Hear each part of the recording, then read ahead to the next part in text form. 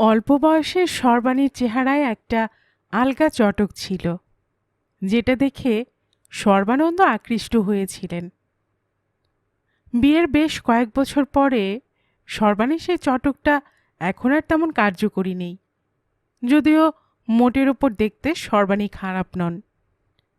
রং শ্যামলা হলেও যাকে বলে উজ্জ্বল শ্যামবর্ণ, রীতিমতো ফর্সা ঘেঁষা। সেই উজ্জ্বল শ্যামলিমার সঙ্গে মানিয়ে গেছে একটু চাপা নাক, পাতলা ঠোঁট, শালিক পাখির মতো উড়ু উড়ু চোখ।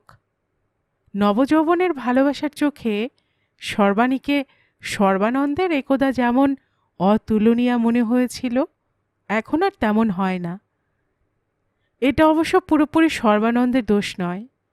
সেই মায়া অঞ্জন এখন আর তার চোখে মাখানো নেই।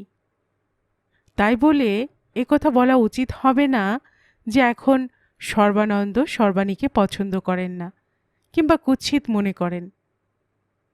দাম্পত্য জীবনে যেমন হয়, ধীরে ধীরে মোহ কেটে যায়, কিন্তু তাতে কোনো সর্বনাশ হয় না, ধীরে ধীরে মানিয়েও যায়। দাম্পত্য জীবন মানিয়ে নিয়ে চলে। সর্বানন্দ এবং সর্বাণী এই দত্ত দম্পতির জীবনযাত্রাও মানিয়ে নিয়েই চলছে। একটু আধটু ঝগড়া বা খুনসুটি, অল্প বিস্তর মনোমালিন্য সে তো থাকবেই, তবে সেটা ধর্তব্যের মধ্যে কিছু নয়। সে যা হোক, এবার আমরা এবারকার ঘটনার মধ্যে যাই। ঘটনাটি সামান্য হলেও গোলমেলে। সর্বাণী কোনো দিন সর্বানন্দের অফিসে আসেননি, আসার প্রয়োজন পড়েনি। সর্বানন্দ নিজের মতো অফিসে চলে আসেন, সর্বাণী বাসায় থাকেন। সর্বানন্দের অফিসের 2-4 জন ঘনিষ্ঠ বন্ধুবান্ধব যারা সর্বানন্দের বাড়িতে আসেন, ঘনিষ্ঠভাবে মেলামেশা করেন, তাদের কারো কারো সঙ্গে অবশ্য সর্বাণীর ভালোই পরিচয় আছে। তবু সর্বানন্দের অফিসে এসে গল্পগুজব, আড্ডার কথা সর্বাণী কখনো ভাবেননি। বরং বলা চলে এ ব্যাপারে তার একটু সংকোচই আছে। কিন্তু আজ সর্বাণীকে বাধ্য হয়েই তার স্বামীর অফিসে আসতে হয়েছে। সর্বাণীর এক দিদি জামাইবাবু লন্ডনে থাকেন, তাদের 2-1 দিনের মধ্যে কলকাতায় আসার কথা।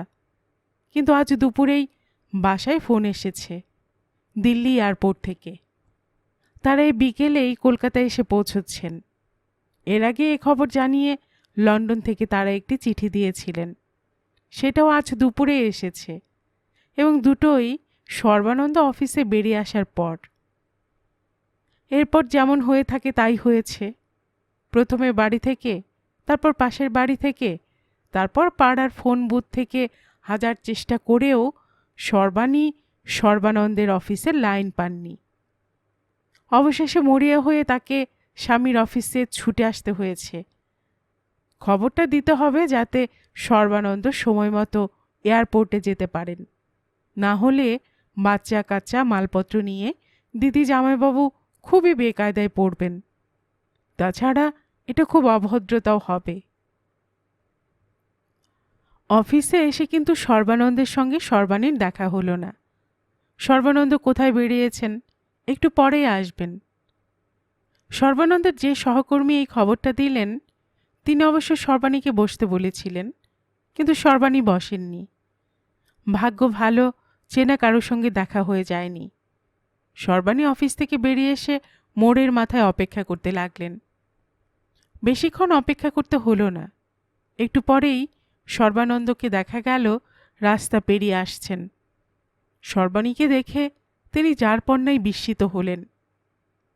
তারপর সর্বাণীর কাছে সব শুনে তাকে বললেন, তুমি বাড়ি যাও, আমি এয়ারপোর্ট হয়ে দিদি জামাইবাবুদের সঙ্গে নিয়ে বাড়ি ফিরব।